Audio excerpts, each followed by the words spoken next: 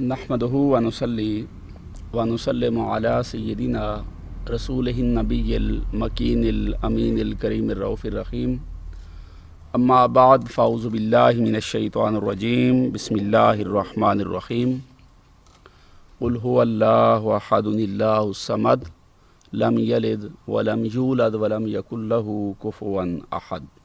सदक़ल्लाहु मौलानाल अज़ीम। वक़ाल अल्लाहु तबारक व तआला फ़ी शान हबीबिल करीम इन्नल्लाह व मलाइकतहु युसल्लूना अलन नबी या अय्युहल्लज़ीना आमनू सल्लु अलैहि व सल्लिमू तस्लीमा। अल्लाहुम्मा सल्लि अला सय्यदिना व मौलाना मुहम्मदिन व अला आलि सय्यदिना व मौलाना मुहम्मदिन व बारिक व सल्लिम। अस्सलातु वस्सलामु अलैका या सय्यदी या रसूलल्लाह वसल्लम अलैका व अला आलिका व अस्हाबिका या सय्यदी या रहमतल लिल आलमीन। मिनहाजुल कुरान इंटरनेशनल ओस्लो के मरकज़ पर मोतक़िफ़ीन के साथ अक़ायद की इस नशिस्त में आज अकील भाई की रिकमेंडेशन पर हमारी गुफ्तगू वो तौहीद और शिर्क के हवाले से होगी कि तौहीद से क्या मुराद है और शिर्क किसे कहते हैं और कब कोई चीज़ शिर्क के ज़ुमरे में शामिल व दाखिल है और कब कोई अमल या कोई अकीदा या कोई फ़ेल या कोई चीज़ शिर्क के ज़ुमरे में दाखिल नहीं है, या किस चीज़ को शिर्क कहा जा सकता है और किस चीज़ को शिर्क नहीं कहा जा सकता। यह मसला इंतहाई अहम नौइयत का है और इसके बारे में हमारी सोसाइटी में, हमारे माशरे में बहुत ज़्यादा गलत फहमियाँ पाई जाती हैं और बहुत सारे ऐसे उमूर जो तौहीद के दायरा कार में नहीं आते उनको शिर्क कह दिया जाता है। उससे बचना हमारे लिए लाजिम है और वाजिब है। इस ज़िमन में मुकदमा के तौर पर दो तीन बातें मैं आपके सामने रखना चाहता हूँ। तौहीद और शिर्क की अक़साम पर बात करने से पहले जिनको समझना ज़रूरी है कि तौहीद और शिर्क ये दोनों एक दूसरे की ज़िद हैं, एक दूसरे के मुतज़ाद हैं। जैसे दिन और रात एक दूसरे के मुतज़ाद हैं, जैसे अंधेरा और उजाला एक दूसरे के मुतज़ाद हैं। जो मुतज़ाद हों उनकी तारीफ़ ये होती है कि उनको एक ही वक़्त में एक ही जगह पर एक ही जिहत से जमा करना मुमकिन नहीं होता।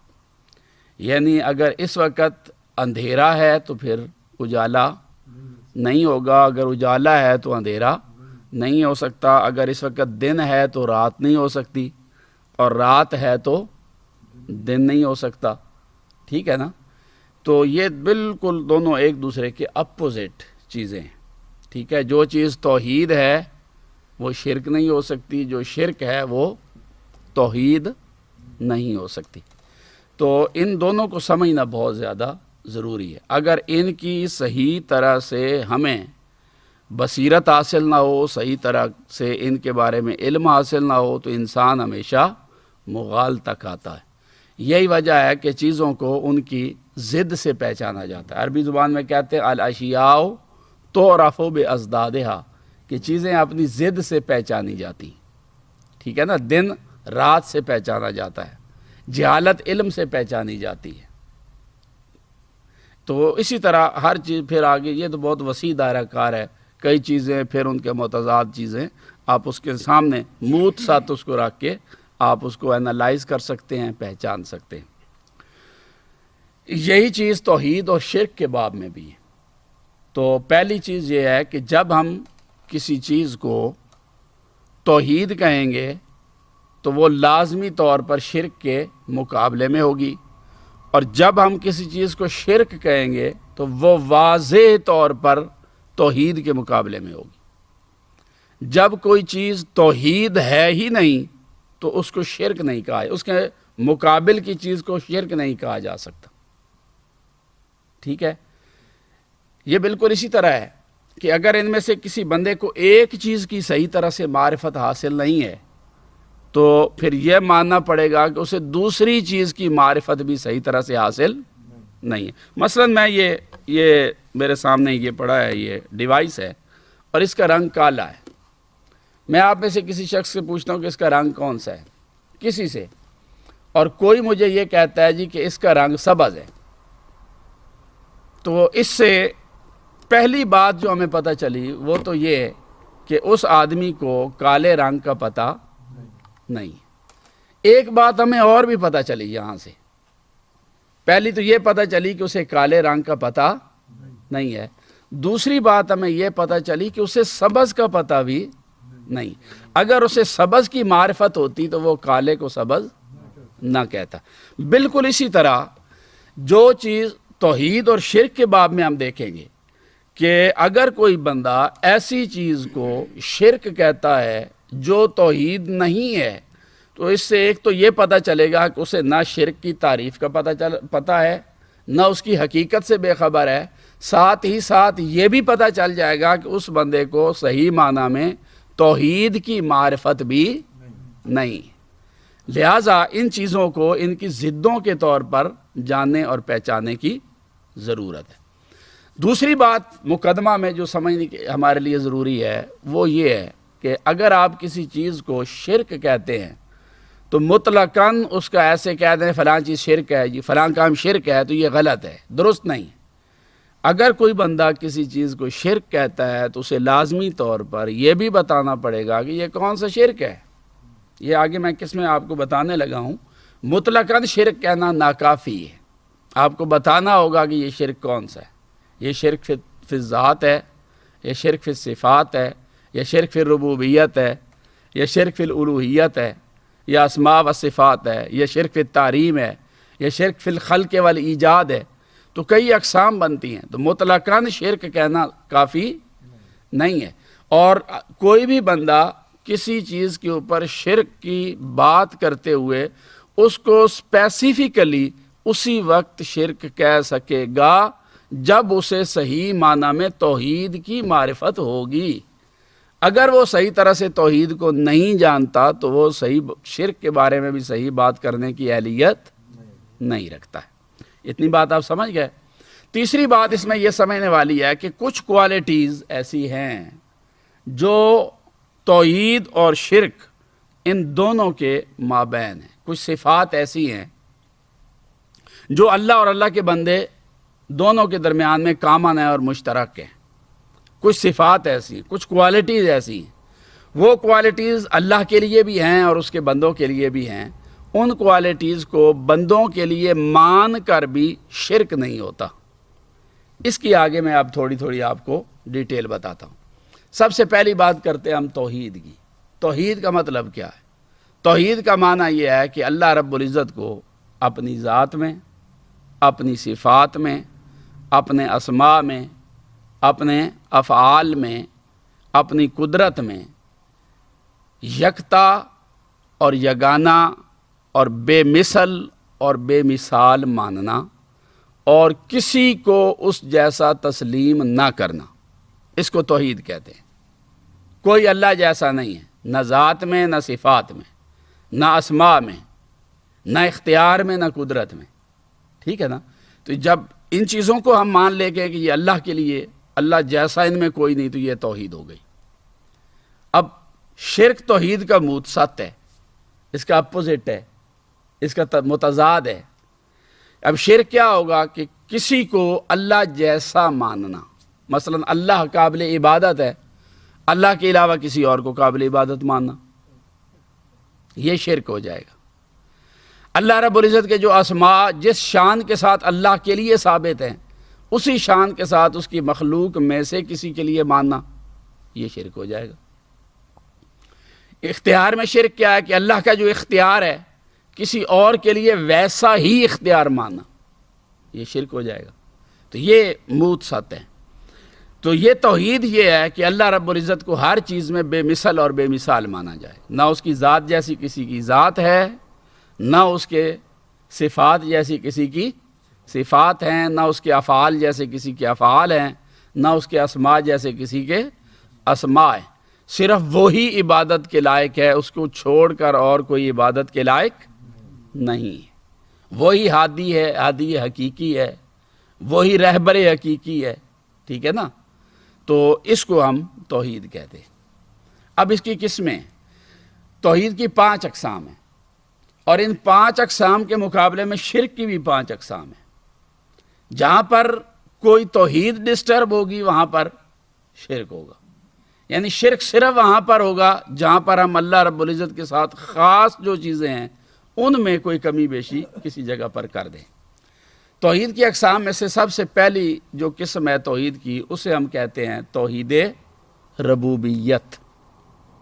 توحید ربوبیت، رب کا معنی ہے پالنے والا. توحید ربوبیت کا معنی ہے کہ یہ عقیدہ رکھنا اس پوری کائنات کا بنانے والا، چلانے والا، رزق دینے والا، اس کو پالنے والا صرف اللہ رب العزت وحدہ لا شریک ہے. اس کائنات کا اور کوئی رب اس کو بنانے والا اور چلانے والا اور اس کی تدبیر کرنے والا نہیں ہے. اس کو ہم کہتے ہیں توحید ربوبیت. رب کا معنی ہوتا ہے پالنا، تو اسی سے ربوبیت ہے کہ اس کائنات کا پالنے والا صرف اللہ پاک کی ذات ہے. اب اس کے موسط کیا ہوگا؟ توحید ربوبیت کے مقابلے میں کیا ہوگا؟ یہ ہے توحید فی الربوبیت، مقابلے میں ہوگا شرک فی الربوبیت. توحید فی الربوبیت کے مقابلے میں کیا ہوگا؟ شرک فی الربوبیت. توحید فی الربوبیت یہ کہ ساری کائنات کا پالنے والا اللہ ہے، وحدہ لا شریک ہے. اور شرک فی الربوبیت یہ ہے کہ کوئی یہ عقیدہ رکھے کہ اس کائنات کو بنانے اور اس کے نظام کو چلانے میں اللہ کے علاوہ فلاں فلاں بت بھی شامل ہے، یا فلاں بندہ شامل ہے، یا فلاں ہستی شامل ہے. کسی اور کو اس کائنات کے نظام کو بنانے اور چلانے والا اللہ کے علاوہ سمجھنا، اس کو ہم کہیں گے یہ شرک فی الربوبیت ہے. مطلقاً شرک نہیں کہیں گے، یہ شرک فی الربوبیت ہے. یہ پہلی قسم ہو گئی توحید کی، اور مقابلے میں پہلی قسم آ گئی شرک کی. اب توحید کی دوسری قسم ہے، اسے ہم کہتے ہیں توحید فی الالوہیت. توحید فی الالوہیت کا مطلب یہ ہے کہ اس کائنات کا الہ، قابل عبادت، وہ صرف اور صرف اللہ رب العزت کی ذات ہے. یہ توحید فی الالوہیت ہے.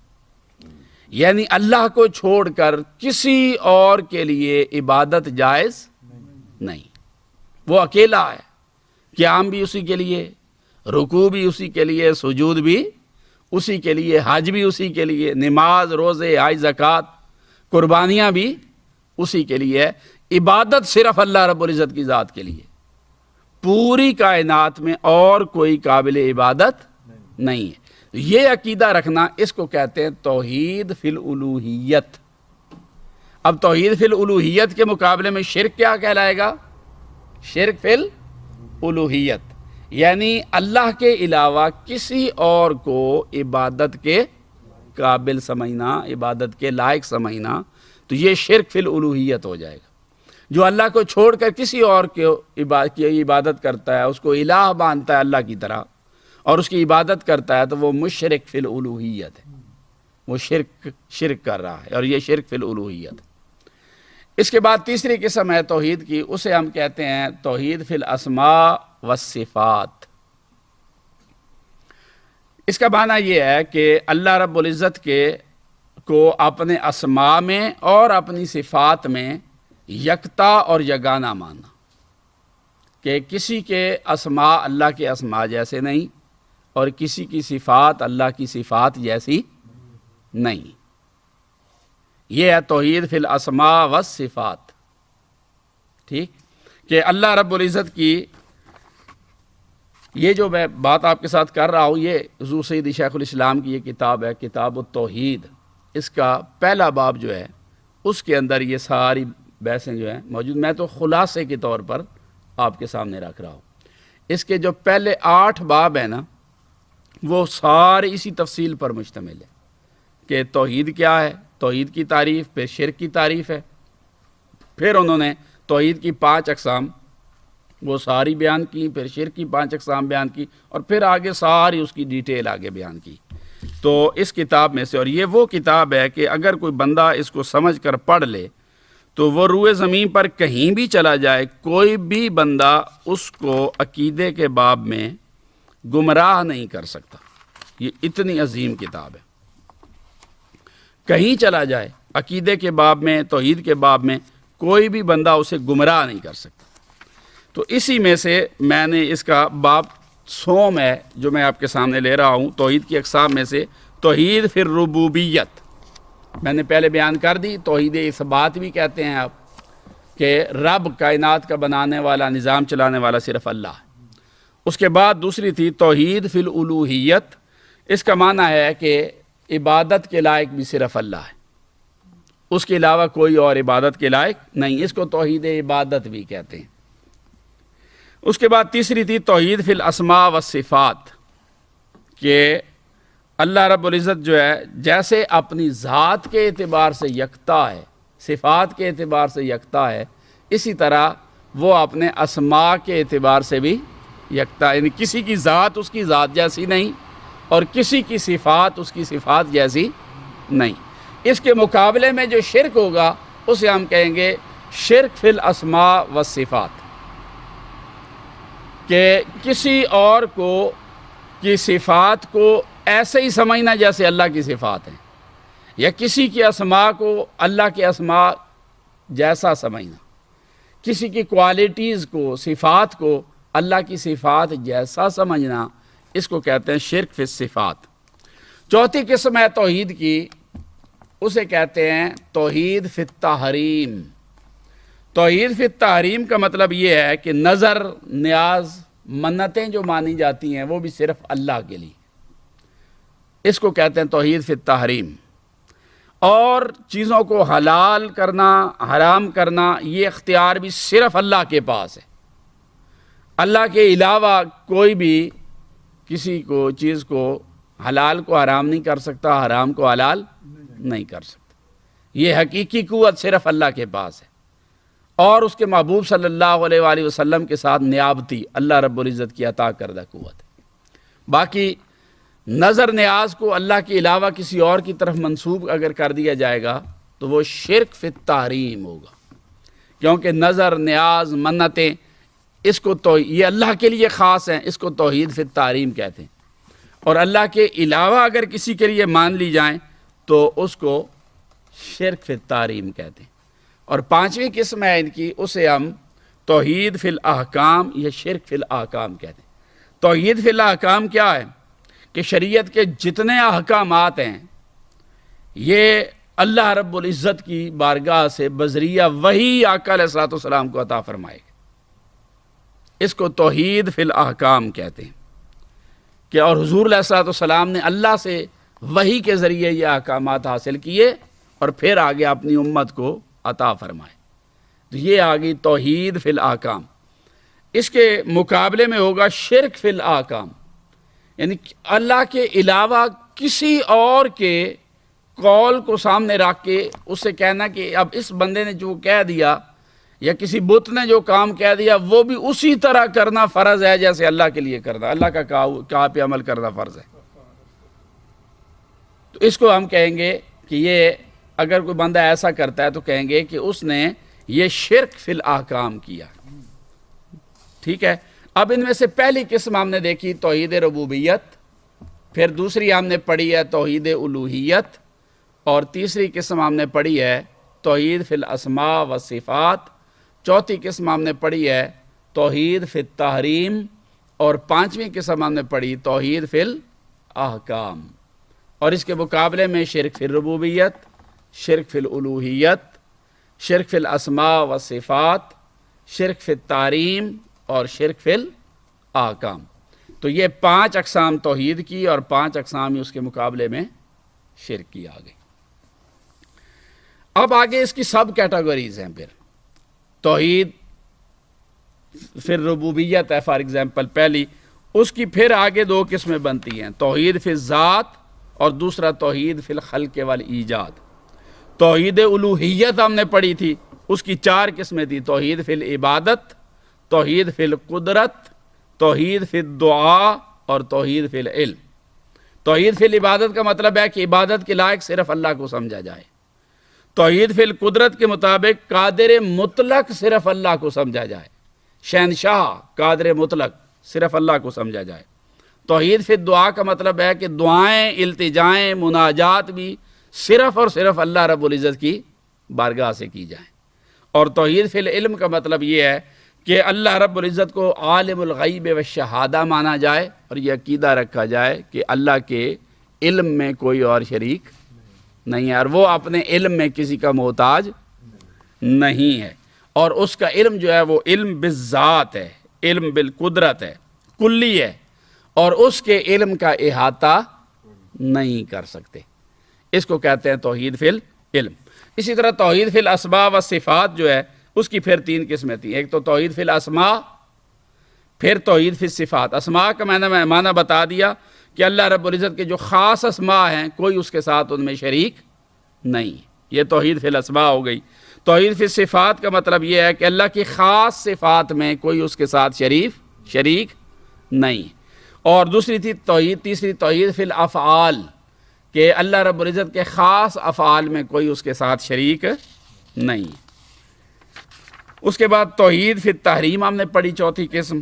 اس کی پھر آگے 3 قسمیں بنتی ہے. توحید فی التحریمات کہ اس کا معنی یہ ہے کہ اللہ تعالیٰ کی طرف سے جتنی بھی بعد مقامات اور بعد مہینے محرم، جیسے آپ کہتے ہیں محرم الحرام ہے، 5-4 مہینے ہیں جن میں جنگ نہیں کر سکتے، تو یہ صرف اللہ کے لیے.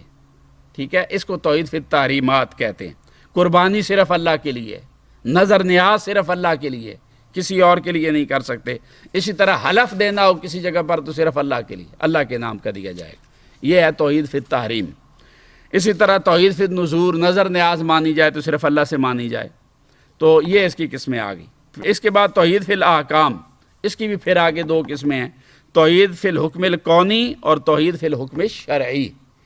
اللہ رب العزت کے کونی احکامات، اس کائنات کو بنانے کے لیے جو اللہ نے حکم دیا، اذا اراد شیئا ان یقول لہ کن فیکون، جب وہ کسی چیز کا ارادہ کرتا ہے کہتا ہے ہو جا اور ہو جاتی. یہ صرف اللہ کی شان ہے کہ ارادہ کرے، کہے ہو جا اور چیز ہو جائے. کوئی اور اللہ رب العزت کی اس شان میں اس کے ساتھ شریک نہیں ہے. اس کو کہتے ہیں توحید فی الحکم والکون. اور اگر کوئی اللہ کے اس حکم میں کسی اور کو شریک مان لے گا تو وہ شرک فی الحکم والکون ہو جائے گا. جیسے شرک فی العلم ہم نے کہا، شرک فی النذور کا، شرک فی التحریم کا، شرک فی الاحکام کا، تو اسی طرح یہ موت ساتھ میں پھر اس کی جو ہے وہ شرک آ جائے گا. تو یہ توحید اور شرک کی میں نے 5 اقسام اور اس کی ذیلی اقسام بھی آپ کے سامنے بیان کی ہیں. اب مسئلہ یہ پیدا ہوتا ہے ہمارے معاشرے میں، چونکہ افراط و تفریط ہے، بہت سارے ایسے امور ہیں کہ جو شرک کے دائرہ کار میں نہیں آتے اور ان کو شرک کہہ دیا جاتا ہے. جب کوئی بندہ ایسی چیز کو شرک کہتا ہے جو شرک نہیں ہے، اس کا مطلب ہے کہ وہ بندہ توحید کی معرفت بھی نہیں رکھتا. میں آپ کی مثالیں دیتا ہوں. مثلاً کچھ لوگ یہ کہتے ہیں کہ حضور علیہ الصلوۃ والسلام کا میلاد بنانا شرک ہے یا قبروں پہ جانا شرک ہے. سنی ہے یہ بات آپ نے؟ یہ فتنہ ہے نا. اب ہم اس بات کا جائزہ لے لیتے ہیں. بھائی آپ نے شرک کہا تو شرک تب ہوگا جب اس کے مقابلے میں کوئی توحید متاثر ہوگی. یہی بات کی ہم نے اب تک. اب آپ آ جائیں سب سے پہلے میلاد منانا. میلاد کا معنی ہوتا ہے پیدا ہونا، اور جو پیدا ہو جائے اس کی جو خوشی منائی جاتی ہے کسی کی پیدائش پر، اس کو ہم میلاد کہتے ہیں. یہ والدہ یالد سے نکلا، اس کا معنی ہے پیدا ہونا. اگر تو پیدا ہونا اللہ کی صفت ہے اور اللہ کے ساتھ خاص ہے تو پھر ہم مان لیں گے کہ کسی کا میلاد منانا شرک ہے. ہم قرآن پاک سے پوچھتے ہیں کہ وہ ہمیں بتایا کہ کیا اللہ پاک پیدا ہوا؟ کیا اللہ پیدا ہوا؟ آپ نے کیا پڑھا؟ اللہ الصمد لم یلد ولم یولد. نہ تو وہ پیدا ہوا اور نہ ہی آگے اس کی کوئی اولاد ہے. ٹھیک ہے، تو یہ اللہ کی صفت ہی نہیں. اس کا مطلب ہے پیدا ہونا جب اللہ کی صفت ہے ہی نہیں تو پیدا ہونا توحید نہیں. جب یہ اللہ کے ساتھ خاص نہیں بلکہ اللہ کی صفت ہی نہیں ہے سرے سے, یہ تو صفت ہی مخلوق کی ہے, مخلوق پیدا ہوئی. اب اللہ کے لیے معاذ اللہ اگر پیدا ہونا مانا جائے تو جو پیدا ہوتا ہے وہ مرتا بھی ہے. اگر اللہ کے لیے پیدائش مانیں گے تو پھر موت بھی ماننا پڑے گی. اس لیے اللہ رب العزت پیدا ہونے سے بھی پاک ہے اور مرنے سے بھی پاک ہے. یہ اس کی صفات ہی نہیں, یہ صفات ہی مخلوق کی ہیں. جب ایک چیز توحید کے دائرہ کار میں داخل ہی نہیں ہے سرے سے اور وہ صفت ہی مخلوق کی ہے تو پھر ہم میلاد کو شرک کہہ سکتے ہیں؟ بولیں نہیں کہہ سکتے. اب اگر کوئی بندہ میلاد منانے کو شرک کہتا ہے تو وہ یہ نہ سمجھے کہ وہ توحید کا دفاع کر رہا ہے, بلکہ اسے توحید کی طے کی خبر بھی نہیں ہے. وہ توحید سے جاہل ہے. وہ اپنی فکر کرے, اپنے عقیدہ اور ایمان کی فکر کرے کہ وہ چیز جو اللہ کے لیے خاص نہیں ہے اسے اللہ کے ساتھ جوڑ رہا ہے. معاذ اللہ وہ کسی کے میلاد کی خوشی منانے کو شرک کہہ کر یہ کہنا چاہتا ہے کہ معاذ اللہ اللہ کا میلاد ہوا ہے, اور یہ جہالت ہے. اس سے بچنا چاہیے. اس لیے انبیاء علیہ السلام کا میلاد منانا, آقا علیہ السلام کا میلاد منانا, یہ تو توحید کی سب سے بڑی دلیل ہے. نبی کا میلاد منانا توحید کی دلیل ایسے کہ ہم میلاد بنا کر یہ اعلان کرتے ہیں کہ یہ نبی پیدا ہوئے ہیں, اور جو پیدا ہو وہ رب نہیں ہو سکتا. تو نبی کا میلاد بنانا اللہ کی توحید کی سب سے بڑی دلیل ہو گیا. اسی طرح جی قبروں پہ جانا کہتے ہیں جی شرک ہے. سوال یہ ہے کہ قبروں پہ جانا کیوں شرک ہے؟ کیا معاذ اللہ قبر صرف اللہ کی ہے؟ کیا اللہ کی قبر ہے؟ قبر کس کی ہوتی ہے؟ جس کی موت ہو. تو اللہ کی موت ہے؟ نہیں, اس کی قبر بھی نہیں. تو جب یہ ایک چیز اللہ کے ساتھ خاص ہی نہیں ہے تو صفت ہی مخلوق کی ہے, تو قبروں پہ جانا شرک کیسے ہوا؟ لہٰذا جو قبور کی زیارت کو یا اولیاء اللہ صالحین کے مزارات پہ جانے کو شرک کہتا ہے وہ آدمی جاہل ہے.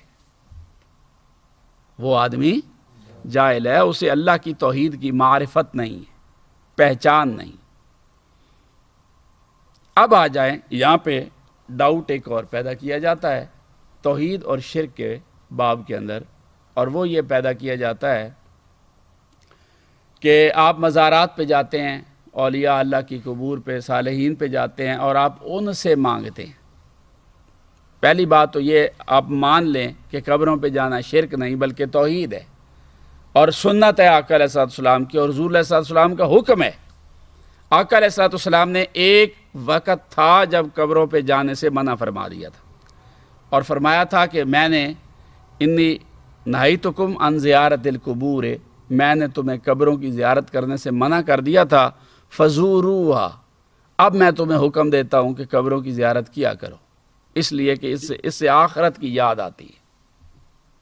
دنیا سے بندہ دور ہٹتا ہے, آخرت کی یاد تازہ رہتی ہے. تو آقا علیہ السلام نے حکم دیا. اولیاء اللہ کے مزارات اور صالحین کے مزارات پر جانا یہ کوئی بھی شرک نہیں. ہاں اگر وہاں پہ جا کے کوئی بندہ ایسا کام کرتا ہے جو اللہ کی توحید کے منافی ہے, ہم اس کام سے اس کو منع کریں گے. مثلا کوئی مزارات پہ جا کے سجدہ کرتا ہے تو سجدہ کس کے لیے جائز ہے؟ صرف اللہ کے لیے جائز ہے. سجدہ تعظیمی حرام ہے اور سجدہ عبادت شرک ہے.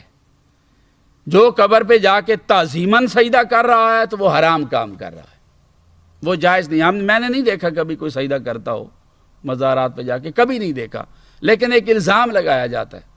تو اگر الزام لگایا جاتا ہے تو ہم اپنے ہاتھ بالکل اٹھا کے صاف کہہ رہے ہیں کہ قبروں کے اوپر اگر کوئی جا کے تعظیم کی نیت سے سجدہ کرتا ہے تو وہ حرام ہے, اور اگر عبادت کی نیت سے اس قبر والے کو خدا سمجھ کے کر رہا ہے تو یہ شرک ہے. وہ توبہ کرے, وہ گمراہ ہے, بھٹکا ہوا ہے, اسے ہدایت کی ضرورت ہے, وہ توبہ کرے. لیکن صاحب مزار نے کبھی یہ تعلیم نہیں دی کہ وہ آ کے اس کو سجدہ کیا جائے, نہ ہی اہل سنت و جماعت کا کبھی یہ عقیدہ رہا ہے. اس لیے اب اگر کوئی کرتا ہے تو وہ اپنے قول یا اپنے فعل کا خود ذمہ دار ہے. یہاں پر ایک بات اور بھی سمجھ لینے والی ہے, اور وہ یہ سمجھنے والی ہے کہ کچھ ایسی صفات ہیں جو اللہ اور اللہ کے بندے کے درمیان میں کامن ہیں, یا ایسے اسماء ہیں جو اللہ اور اللہ کے بندے کے درمیان میں کامن ہیں. وہ کامن اسماء اور صفات دونوں سائڈ پر وہ استعمال ہوتے ہیں، تو کیا ایسا اسم جو اللہ رب العزت کے لیے استعمال ہوا ہو وہ اس کے بندے کے لیے استعمال کر لیا جائے تو یہ شرک ہو جائے گا؟ اب توحید فی الاسماء و صفات کی ڈیٹیل میں یہ تھوڑی سی بات کرنا چاہتا ہوں کہ شرک کا فتویٰ لگاتے ہوئے ہمیں 100 بار غور کرنا پڑے گا، شرک کا فتویٰ لگاتے ہوئے کہ اگلے بندے نے جو بات کی ہے کیا وہ واقعتاً توحید کے کسی باب میں مداخلت ہے بھی یا نہیں ہے۔ ممکن ہے کہ اگلے آدمی نے جو لفظ استعمال کیا ہے اس کا استعمال کامن ہو، اللہ کے لیے بھی استعمال ہو اور بندے کے لیے بھی ہو۔ میں مثال دیتا ہوں قرآن پاک سے۔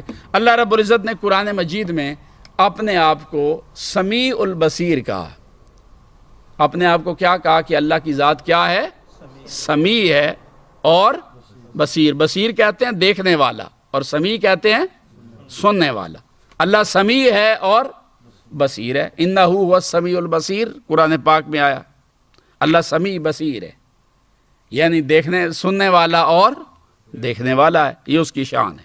اب اس نے سارے انسانوں کو بھی یہ دونوں قوت عطا فرمائی۔ کیا اللہ پاک نے ہمیں سمیع نہیں بنایا؟ کیا ہم سن نہیں سکتے؟ کیا اللہ پاک نے ہمیں بصیر نہیں بنایا؟ ہم دیکھتے نہیں ہیں؟ اللہ پاک نے قرآن پاک میں انسان کے بارے میں ارشاد فرمایا وَجَعَلْنَاهُ سَمِيعًا بَصِيرًا، کہ ہم نے اس انسان کو سمیع بھی بنایا اور بصیر بھی بنایا۔ اللہ خود بھی سمیع اور بصیر، انسان بھی سمیع اور بصیر ہے، تو کیا کسی انسان کو سمیع اور بصیر کہا جائے گا تو یہ شرک ہوگا؟ بولیں نہیں ہوگا۔ پھر فرق کیا ہوگا اگر شرک نہیں ہے تو؟ یہاں پر ہم حقیقت اور مجاز کی تقسیم کریں گے، ورنہ تو بات ہی نہیں بنے گی۔ اللہ بھی سمیع اور بصیر اور اس کی مخلوق بھی سمیع اور بصیر ہے، انسان بھی سمیع اور بصیر ہے، تو پھر فرق کیا ہے؟ فرق یہ ہے کہ اللہ اپنے سمیع اور بصیر ہونے میں کسی کا محتاج نہیں ہے، اور انسان اپنے سمیع اور بصیر ہونے میں اللہ کا محتاج ہے۔ پھر اللہ رب العزت کی سماعت و بصارت لامحدود ہے، اور انسان کی سماعت اور بصارت محدود ہے۔ اللہ رب العزت کی سماعت اور بصارت وہ لافانی ہے، کبھی ختم ہونے والی نہیں، اور ہماری سماعت اور بصارت فانی ہے، ختم ہونے والی۔ اللہ رب العزت کی سماعت اور بصارت اس کی شان کے لائق ہے، اور مخلوق کی اور انسانوں کی سماعت اور بصارت ہمارے حال کے لائق ہے۔ اس لیے کسی قسم کا کوئی آپس میں موازنہ بنتا ہی نہیں ہے، مگر سمیع اور بصیر اس نے انسان کو بھی بنایا، وہ خود بھی ہوا۔ اس کا مطلب ہے ہاں جی، جانوروں کو بھی اس نے آنکھیں دے دی، کان دے دیے، تو اس کی مخلوق میں آ کے سارے۔ اب اللہ رب العزت کے لیے بھی استعمال ہو گیا وہ لفظ، ادھر بھی استعمال ہوا، مگر یہ شرک نہ ہوا۔ تو اس کا مطلب یہ ہے کہ شرک کا فتویٰ لگاتے ہوئے ہمیں بہت سوچ سمجھ کر غور و فکر کرنا پڑے گا۔ شرک اس وقت ہوگا کہ ایسی چیز میں مخلوق کو شریک کیا جائے جو صرف اللہ کے ساتھ خاص ہے۔ اب سمیع ہونا صرف اللہ کے ساتھ خاص نہیں، بصیر ہونا صرف اللہ کے ساتھ خاص، اس نے انسانوں کو بھی سمیع اور بصیر بنا دیا، اس کی اپنی شان کے لائق ہے۔ ہمارا سمیع اور بصیر ہونا اس کے برابر بھی ہم نہیں مانتے، اس کی شان کے لائق ہے، لامحدود ہے، ازلی ہے، اس جیسا کوئی نہیں ہے، لیس کمثلہ شیء، مگر ہمارا محدود ہے، فانی ہے، ختم ہونے والا ہے۔ ہمارے بے شک ہم سننے والے ہیں، مگر فاصلہ زیادہ ہو تو نہیں سن سکتے، شور ہو تو نہیں سن سکتے، ہم دیکھنے والے ہیں، اندھیرا ہو تو ہمیں نظر ہی کچھ نہیں آتا، بہت دور ہو تو ہم پھر بھی نہیں دیکھ سکتے، ہماری نگاہیں کمزور ہو جاتی ہیں، ہم آنکھوں کے بھی محتاج ہو جاتے ہیں۔ اللہ رب العزت اس قسم کی ساری کمزوریوں سے پاک ہے۔ اسی طرح قرآن مجید نے استعمال کیا ہے لفظ وہب کا۔ اللہ پاک نے اپنے آپ کو وہاب کہا ہے، وہ عطا کرنے والا۔ اس کی کئی مثالیں اس کتاب میں دی گئی۔ اللہ رب العزت نے اپنے آپ کے لیے استعمال کیا ہے وہب کا لفظ، کہ وہ جو ہے اللہ پاک وہ وہاب ہے۔ اب یہ لفظ قرآن پاک میں حقیقی اور مجازی دونوں معنی میں استعمال ہوا ہے۔ مثلا سورہ آل عمران میں حضرت زکریا علیہ السلام کی دعا، انہوں نے کہا رب حب لی من لدنک ذریۃ طیبہ، باری تعالیٰ مجھے تو اپنی پاک بارگاہ سے اولاد عطا فرما، من لدنک ذریۃ طیبہ، پاک اولاد عطا فرما، پاکیزہ اولاد عطا فرما، انک سمیع الدعاء، بے شک تو دعاؤں کا سننے والا۔ تو رب حب لی، تو مجھے ہبا کر، تو دے۔ تو یہ ہبا کرنا، دینا، عطا کرنا، یہ کس کی شان ہے؟ اللہ کی۔ رب حب لی، باری تعالیٰ تو مجھے عطا فرما۔ اسی حب سے، حب ہبا، اسی سے ہی وہاب ہے، بہت زیادہ دینے والا، بہت زیادہ ہبا کرنے والا، عطا کرنے والا، دینے والا۔ حضرت سلیمان علیہ السلام نے فرمایا قال رب اغفر لی وہب لی ملک، وہب لی ملکا، باری تعالیٰ میرے گناہ بخش دے اور مجھے ملک عطا کر، حب لی، مجھے عطا کر دے۔ تو اللہ دینے والا ہے، وہاب ہے۔ اب یہ اللہ کی شان ہے، صفت ہے۔ اب یہی جو لفظ ہے ہبا کا، دینے کا، یہ حضرت جبرائیل علیہ السلام نے اپنے لیے بھی استعمال کیا قرآن پاک۔ جب حضرت مریم کے حجرہ میں حضرت زکریا علیہ السلام کھڑے ہوئے اور انہوں نے اللہ پاک سے یہ دعا کی نا کہ باری تعالیٰ مجھے عطا فرما، میری اولاد نہیں ہے، رب حب لی من لدنک ذریۃ طیبہ انک سمیع الدعاء، پھر وہ کھڑے ہو گئے اور نوافل وہاں پر شروع کر دیے، نماز شروع کر دی۔ تو اسی وقت جبرائیل امین ان کے پاس آئے اور انہوں نے آ کر ان کو بشارت دی۔ انہوں نے آ کر کہا کہ انما انا رسول ربک، میں تیرے رب کا نمائندہ ہوں اور تمہارے پاس آیا ہوں، لے آہاب لا کے غلامن، نہ یہ ان کو حضرت مریم کو فرمایا اللہ پاک، حضرت مریم کے پاس آئے، حضرت زکریا نہیں، مریم کے پاس، ان کو بھی یہی کہا، لیکن حضرت مریم کے پاس جبرائیل امین آئے اور ان کے پاس آ کر کہا کہ میں تیرے رب کا رسول ہوں، تمہارے پاس آیا ہوں اور اس لیے آیا ہوں لے آہب لا کے غلامن زکیہ، کہ میں تمہیں ایک پاکیزہ جوان ہبا کروں، دوں۔ جبرائیل کہہ رہے ہیں کہ میں تمہیں دوں، حضرت جبرائیل علیہ السلام، کہ میں تجھے ایک پاکیزہ بیٹا عطا کروں۔ تو بیٹا کون عطا کرتا ہے؟ اللہ۔ وہ کیا کہہ رہے ہیں؟ لے آہب لا کے، یہ صیغہ واحد متکلم ہے، لے آہب لا کے، تاکہ میں تمہیں دوں غلامن زکیہ، پاکیزہ بیٹا۔ تو بیٹے دینا تو رب کا کام ہے، جبرائیل کہہ رہے ہیں میں تمہیں دوں، تو کیا یہ شرک ہو جائے گا؟ قرآن کی آیت ہے، اللہ فرما رہا ہے وہ وہاب ہے، وہ دینے والا ہے۔ جبرائیل کہہ رہے ہیں میں تیرے پاس آیا ہوں اے مریم، لے آہب لا کے غلامن زکیہ، تاکہ میں تمہیں پاک بیٹا عطا کروں، میں تمہیں پاک بیٹا عطا کروں۔ یہ نہیں کہا کہ لیہب اللہ لا کے، کہ اللہ تمہیں پاک بیٹا عطا کرے، یہ نہیں فرمایا، بلکہ فرمایا لے آہب لا کے، کہ میں تمہیں دوں بیٹا۔ تو بیٹے دینا تو اللہ کا کام ہے۔ جبریل کہہ رہے ہیں میں تمہیں بیٹا دوں، کیا یہ شرک ہو جائے گا؟ بولے نہیں ہوگا۔ اللہ پاک وہب کرنے والا، دینے والا ہے، حقیقی معنی میں بے شک وہی دینے والا ہے۔ تو جب اس طرح کسی فعل کی نسبت جبریل کی طرف ہو گئی ہے تو جبریل اپنی طرف سے تو نہیں دے رہے، وہ اللہ کے بھیجے ہوئے ہیں، تو یہ جو ان کی طرف سے دینا ہے وہ مجازی معنی میں ہے، وہ مجازن کہہ رہے ہیں، یہ کوئی شرک نہیں ہوگا اسے، تاکہ میں تمہیں بیٹا دوں۔ تو وہ جو اپنی طرف نسبت کر رہے بیٹے کے دینے کی، تو مطلب یہ ہے کہ دینے والا تو حقیقی رب ہے، تو میں ایک درمیان میں وسیلہ بن گیا اس کا، اللہ نے مجھے بھیجا ہے تمہیں بشارت دینے کے لیے آیا۔ تو یہ حقیقت اور مجاز کا لفظ وہب کے اندر بھی یہ فرق ہے۔ یہ فرق ہر جگہ کے اوپر۔ اسی طرح میں نے آپ کو عام مثالیں آپ لے لیں، اور کئی ہم استعمال کرتے ہیں، ہم کہتے ہیں اللہ اکبر، اللہ بہت بڑا، اکبر یہ اللہ کی شان ہے۔ آپ کہتے ہیں صدیق اکبر، تو آپ نے اکبر کا لفظ صدیق کے لیے استعمال کر دیا۔ اللہ غنی الذین، اللہ غنی ہے، تو اللہ نے اپنے آپ کو غنی کہا، آپ کہتے ہیں عثمان غنی۔ اللہ نے اپنے آپ کو اکبر کہا، ہم نے ابو بکر کو اکبر کہا، تو کیا سیدنا ابو بکر کو اکبر کہنے سے یا صدیق اکبر کہنے سے شرک ہو جائے گا؟ جواب ہے نہیں۔ عثمان کو غنی کہنے سے شرک ہو جائے گا؟ جواب ہے نہیں۔ اللہ رب العزت اکبر ہے اپنی شان کے لائق، وہ اپنے اکبر ہونے میں کسی کا محتاج نہیں ہے. باقی ساری مخلوق اکبر ہونے میں اللہ کی محتاج ہے. اللہ غنی ہے اپنی شان کے لائق، وہ غنی ہونے میں کسی کا محتاج نہیں ہے. عثمان غنی ہوئے اللہ کی عطا سے، وہ محتاج نہیں ہے، یہ محتاج ہیں. ٹھیک ہے، اس کا غنی ہونے کی نہ کوئی ابتدا نہ انتہا، ان کی ابتدا و انتہا ہے. ابو بکر کے اکبر ہونے کی ابتدا و انتہا ہے، اللہ کے اکبر ہونے کی کوئی ابتدا و انتہا نہیں ہے. تو یہ کامن الفاظ ہیں ایسے.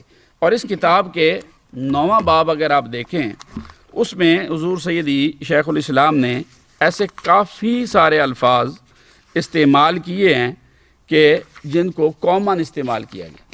بس آپ لفظ استعمال کرتے ہیں الحمدللہ رب العالمین، سب تعریفیں اللہ کے لیے ہیں جو عالمین کا پالنے والا. رب کہتے ہیں پالنے والے کو، تو عالمین کا پالنے والا. اللہ نے اپنے آپ کو رب کہا، یعنی وہ پالنے والا ہے. اور اس نے والدین کو بھی رب کہا، رب ارحمہما کما ربا یعنی صغیرا. باری تعالیٰ ان پہ رحم فرما، جیسا میں چھوٹا تھا تو انہوں نے مجھے پالا تھا. ربا یعنی رب بھی پالنے والا، تو ماں باپ کو بھی پالنے والا کہا اللہ نے. اولاد کے پالنے والے ہیں. اب وہ حقیقی پالنے والا ہے، یہ مجازن پالنے والے ہیں. وہ رب ہونے میں کسی کا محتاج نہیں ہے. وہ ساری مخلوق کا بنانے والا خالق ہے، مالک ہے، موتی ہے، عطا کرنے والا، پالنے والا. وہ چیز ابتدا سے لے کر انتہا نقطہ کمال تک پہنچانے والا رب ہے. مگر یہ شان بندوں کی نہیں ہے. یہ بے شک رب ہیں لیکن حقیقی معنی میں نہیں بلکہ مجازی معنی میں. تو یہ حقیقت اور مجاز کا فرق یہ قرآن مجید میں متعدد مقامات پر آپ کو نظر آئے گا. اسی طرح اور الفاظ آئے قرآن مجید کے اندر. رب کا لفظ حضرت یوسف علیہ السلام نے بھی استعمال کیا تھا.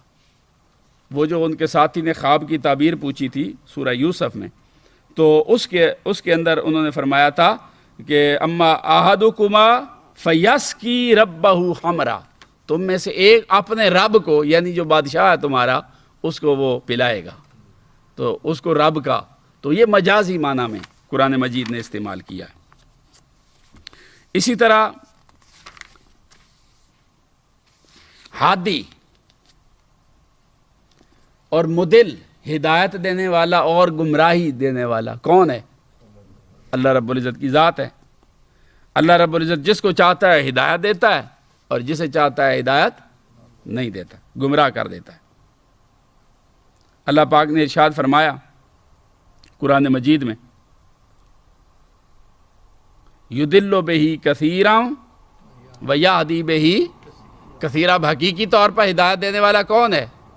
من یہد اللہ فہو المہتد، جسے اللہ ہدایت دیتا ہے وہ ہدایت یافتہ ہوتا ہے. ومن یضلل فلن تجد لہ، سورہ کہف میں کہا ومن یضلل فلن تجد لہ ولیا مرشدا. اور جس کو اللہ گمراہ کر دے اس کا کوئی ولی مرشد نہیں ہوتا. تو یہ ہدایت دینا گمراہی اللہ کے ہاتھ میں. مگر یہ جو قرآن پاک کی آیت آئی یہاں پر، اس میں اللہ پاک نے قرآن کی طرف اشارہ کیا ہے. یہ جو قرآن ہے نا، اس کے یہ یضل بہ کثیرا ویہدی بہ کثیرا.